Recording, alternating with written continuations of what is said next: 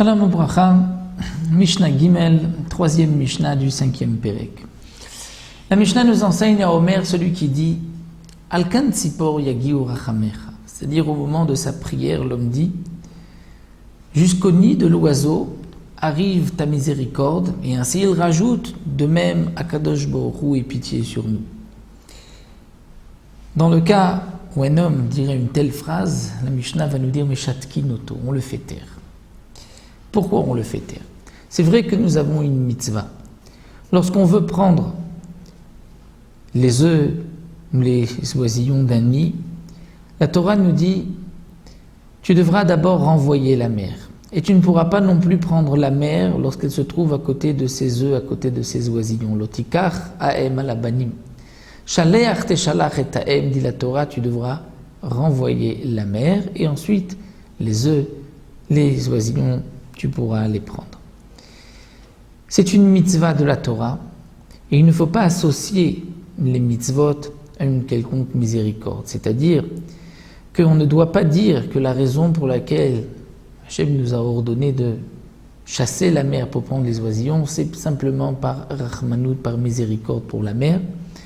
C'est une mitzvah qui fait partie des chukim chok, c'est-à-dire une mitzvah sans raison. Et donc, celui qui fera des mitzvot d'Hachem, de rachmanout, de miséricorde, il faut le faire taire. De même, celui qui dit Al tov izacher shemecha, que ton nom, c'est-à-dire qu'on va te louer sur le bien. Là aussi, il faut le faire taire, puisque nous verrons par la suite qu'on doit louer Hachem pour le bien comme pour le mal.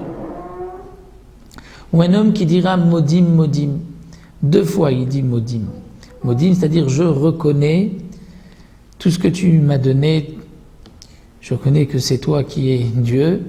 Lorsqu'un homme dit deux fois modim, c'est comme s'il s'adresse à deux divinités, chas v'shalom, c'est pour cela que meshatkim oto, on le fera taire. La Mishnah poursuit, nous dit over lifnei ateva veta'a, un homme qui passe, c'est-à-dire qui est chazan, qui est ministre officiant, et il s'est trompé. Et avor acher tartav, puisqu'il s'est trompé, surtout à l'époque où on ne priait pas dans un sidour, les prières étaient donc récitées par cœur. Si le chazan, le ministre officiant, s'est trompé, il ne sait pas où se reprendre, on amènera Yavor Acher Tartav, on le remplacera par une autre personne, mais cette seconde personne, Veloye Sarvan Beotasha, ne doit pas se faire prier. C'est-à-dire que bien pour le chazan, le ministre officiant, lorsqu'on invite quelqu'un à être le chazan, à faire la tfila, il doit, par modestie, au départ refuser. Comme c'est marqué dans la Gemara, la première fois il dit non, la deuxième fois il se montre hésitant, et à la troisième fois qu'on lui demande, c'est là qu'il se lève pour être chazan, pour être le ministre officiant. Dans le cas où on est au milieu de la tfila, et il y a donc une erreur, le premier chazan ne sait pas où se reprendre, celui qui viendra le remplacer ne doit pas se faire prier, il doit immédiatement, dès qu'on lui propose, se lever et ainsi reprendre la place du premier.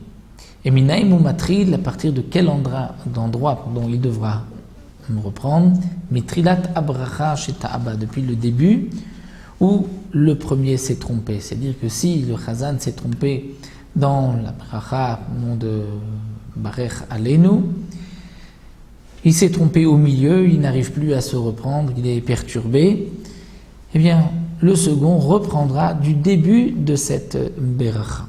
Mais il n'a pas besoin de reprendre depuis le début de la tfila. On continuera la prochaine fois la quatrième Mishnah, la Mishnah Dalet.